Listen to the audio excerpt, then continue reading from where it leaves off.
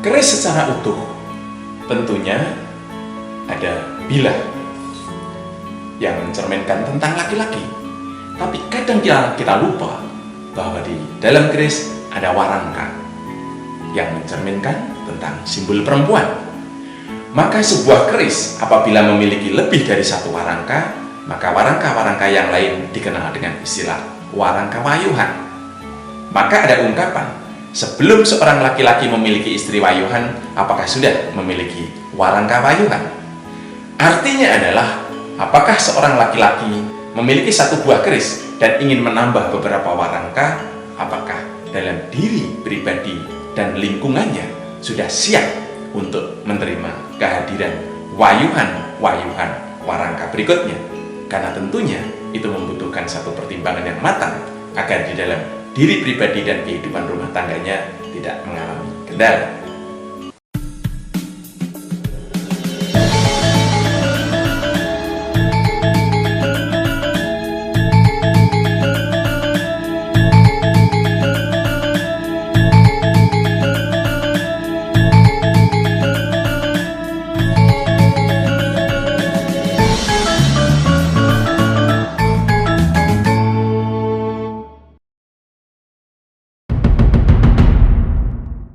Salam seni dan budaya. Pemirsa, keris identik dengan maskulinitas, keris identik dengan kejantanan dan laki-laki. Namun demikian, sebetulnya keris juga mengajarkan nilai-nilai keselarasan dan kesetaraan antara laki-laki dan perempuan. Ini tampak jelas dari konsep dasar lahirnya sebuah keris, dari konsep kesuburan antara lingga dan yoni, antara langit dan bumi, antara laki-laki dan perempuan, bahwa laki-laki digambarkan dengan bilahnya, sedangkan perempuan digambarkan dengan gonjo, yaitu bagian keris yang melintang. Oleh karena itu, ini tentunya menjadi satu pondasi dasar pemahaman bahwa keris juga mencerminkan keseimbangan, keselarasan antara laki-laki dan perempuan. Pada saat laki-laki dan perempuan ketemu dalam bentuk bilah dan gonjo, maka disitulah wujud atas nilai-nilai kesuburan itu ada. Maka keselarasan laki-laki dan perempuan memiliki kedudukan dan porsi yang sama.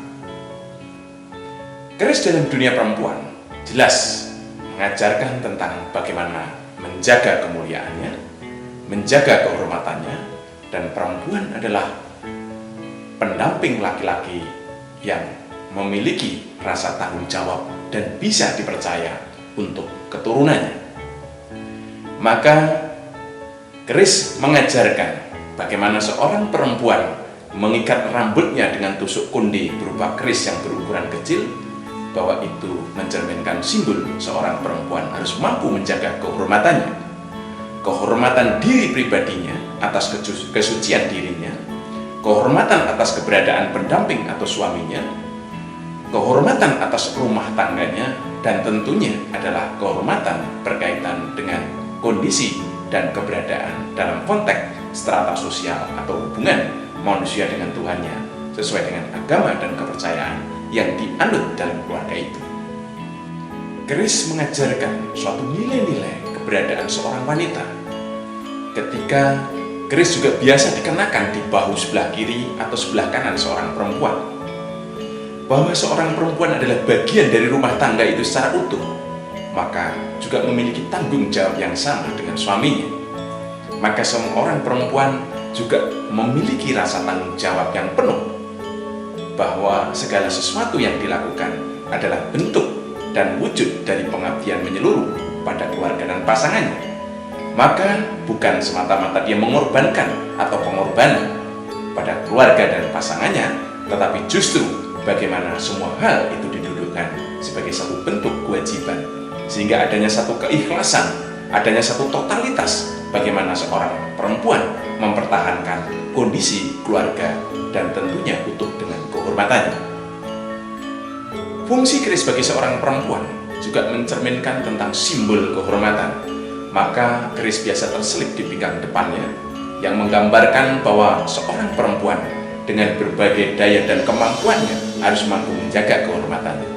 Bahwa seorang perempuan, bahwa seorang istri tidak hanya menjaga kehormatan diri pribadinya, tapi dia harus mampu menjaga kehormatan keluarganya, anak-anaknya dan keturunannya, dan tentunya adalah keluarga besarnya. Dan tentu itu semua berakar dari bagaimana dia menjaga kehormatan diri pribadinya. Keris juga bagi seorang perempuan merupakan satu simbol kehormatan. Maka banyak perempuan di masa yang silam membawa keris suaminya melanjutkan perjuangan seorang suami di dalam mempertahankan hak-hak dan kewajiban di dalam jalurnya kebaikan. Banyak pejuang-pejuang yang meninggal pada saat memperjuangkan bangsanya, maka biasanya seorang perempuan akan angkat senjata dengan membawa keris suaminya terjun ke medan laga, meneruskan perjuangan suaminya. Keris bagi perempuan juga memiliki fungsi tentang makna jaminan keturunan, bahwa seorang perempuan yang mengenakan keris adalah perempuan yang subur. Perempuan yang subur adalah perempuan yang mampu menurunkan keturunan bagi keluarganya. Di sisi yang lain, bahwa perempuan yang subur juga mampu memberikan motivasi dan daya semangat kepada pasangannya, kepada suaminya, untuk senantiasa produktif untuk menghasilkan kemartabatan, jabatan, ekonomi, dan lain sebagainya. Maka pada dasarnya kesuburan yang dimaksud juga berkaitan bagaimana pasangannya memiliki motivasi hidup untuk tumbuh berkembang dengan baik. Dalam kondisi yang sangat terpaksa, seorang perempuan akan senantiasa menjaga kehormatan keluarganya.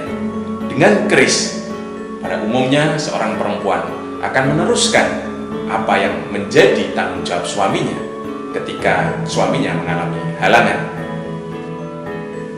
Digambarkan dalam Kidung Pasundan, istri Gajah Mada duduk di pelataran dengan membawa sebuah keris, sehingga pasukan Majapahit yang sedang mengejar-kejar Gajah Mada tidak menemukan keberadaan Gajah Mada. Dan di sisi yang lain, istri Gajah Mada yang memegang keris di halaman tersebut didudukkan sebagai seorang perempuan yang mulia. Ini juga tergambar juga di dalam perjuangan-perjuangan di masa yang silam. Banyak tokoh-tokoh pahlawan kita yang gugur di medan perang, kemudian istri-istrinya melanjutkan perjuangannya dengan membawa keris, mengobarkan semangat perjuangan, meneruskan apa yang sudah dilakukan dan dikorbankan oleh suaminya. Kisah-kisah ini banyak kita jumpai di Bali, di Jawa, di Sumatera, bahkan seluruh Nusantara. Bagi seorang perempuan, keris juga merupakan bagian dari daya tahan hidup. Ketika seorang perempuan menjaga keluarganya dalam kondisi sangat terpaksa, maka dia akan melepas perhiasannya untuk menjaga agar kehidupan keluarganya dapat bertahan dengan baik. Pada umumnya, perhiasan yang melekat pada diri perempuan mampu digunakan untuk bertahan hidup 3-6 bulan. Baik itu berupa subang, perhiasan cincin, kalung, emas, dan lain sebagainya. Yang berikutnya adalah berupa busana. Seorang perempuan pada umumnya memiliki kain jarit yang bagus, busana yang bagus. Maka apabila dalam kondisi sangat-sangat terpaksa, busana tersebut akan dimaharkan dan digunakan sebagai bagian dari daya tahan hidup keluarganya. Pada umumnya, daya tahan berupa tabungan dari busana itu dapat digunakan untuk daya tahan hidup antara 6 bulan sampai 1 tahun.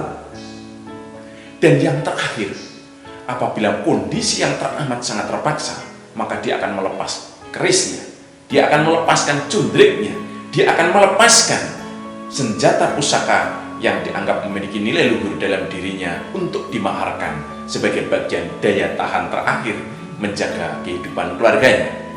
Pada umumnya, pusaka tersebut dimaharkan untuk daya hidup setidaknya 1-2 tahun. Itulah mengapa di dalam adat budaya Jawa dan Nusantara pada umumnya, mahar di dalam perkawinan pada umumnya seorang laki-laki akan memberikan seperangkat perhiasan, seperangkat busana, dan tentunya adalah 1 atau lebih keris pusaka.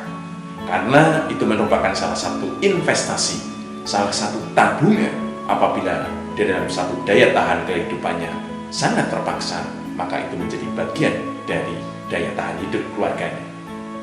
Keris sebagai seorang perempuan juga merupakan simbol dapat dipercaya. Maka di dalam satu hubungan kekeluargaan, pada umumnya seorang suami, seorang pasangan akan memberikan keris kepada istrinya.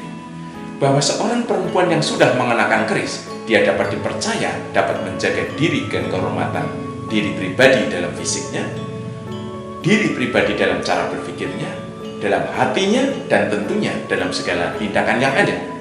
Maka seorang perempuan yang sudah mengenakan sebuah keris, maka dia merupakan orang yang dapat dipercaya.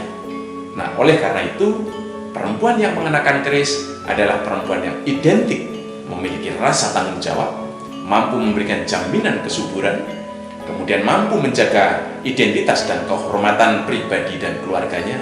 Tentunya mereka yang mampu menjaga kehormatan pasangannya. Keberadaan keris juga tidak lepas dari kiprah para perempuan, bahwa banyak juga dijumpai empu-empu perempuan yang demikian produktif membuat karya cipta berupa keris.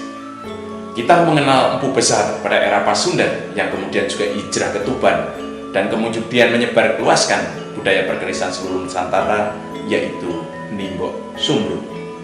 Maka kita bisa menjumpai hampir di seluruh Nusantara para pandai besi, para pembuat keris umumnya mengatakan dia adalah keturunan Empu Supo atau Empu Nimbok Sumru. Di sisi yang lain, kalau kita ke Jawa Timur, kita menjumpai nama besar Empu Anjani, walaupun di dalam versi yang lain mengatakan Empu Anjani adalah seorang laki-laki. Tetapi dalam versi Jawa Tengahan dan beberapa naskah pendukung yang lain, Empu Anjani adalah seorang perempuan yang sangat sakti yang dapat membuat keris baik di dunia nyata atau di dalam dunia yang gaib. Berikutnya kita menjumpai Empu Ni Sebedah Mirah, Ni Pegat Kenongo, Ni Kenongo atau Empu Kenongo, dan lain sebagainya. Di Bali juga dijumpai seorang empu yang sangat terkenal, yaitu Ni Galugeni yang berada di lereng Gunung Batur, mampu menciptakan sebuah keris dengan hanya dipijit-pijit dengan tangan. Beberapa karyanya yang tentunya memenuhi kriteria-kriteria dari karya Ni Galugeni ada tersimpan di Neka Art Museum. Kerisnya menyerupai keris-keris karya Nyi Sumru, tapi memiliki ukuran yang panjang, standar ukuran keris Bali. Tampak jelas cekok-cekok atas pijitan-pijitan tangan yang ada, tapi tentunya karena itu bersumber dari karya sastra, dibutuhkan kajian-kajian, penelitian-penelitian lebih jauh. Tapi pada prinsipnya yang perlu digarisbawahi bahwa keberadaan keris mencerminkan tentang keselarasan antara laki-laki dan perempuan. Jadi tidak hanya menggambarkan maskulinitas, tapi juga menggambarkan femininitas. Di sisi yang lain, penciptaan keris juga melibatkan empu-empu perempuan yang cukup terkenal. Bahkan di era modern saat ini, prodi keris isi Surakarta justru didominasi oleh kaum perempuan. Banyak dari sarjana-sarjana perkerisan yang justru latar belakangnya adalah seorang perempuan. Mudah-mudahan ke depan budaya keris akan semakin tumbuh berkembang dengan hadirnya, dengan keterlibatannya para kaum perempuan untuk terus menggelorakan pemajuan budaya keris, terutama adalah pewarisan budaya keris kepada generasi milenial. Sekian, terima kasih. Salam seni dan budaya.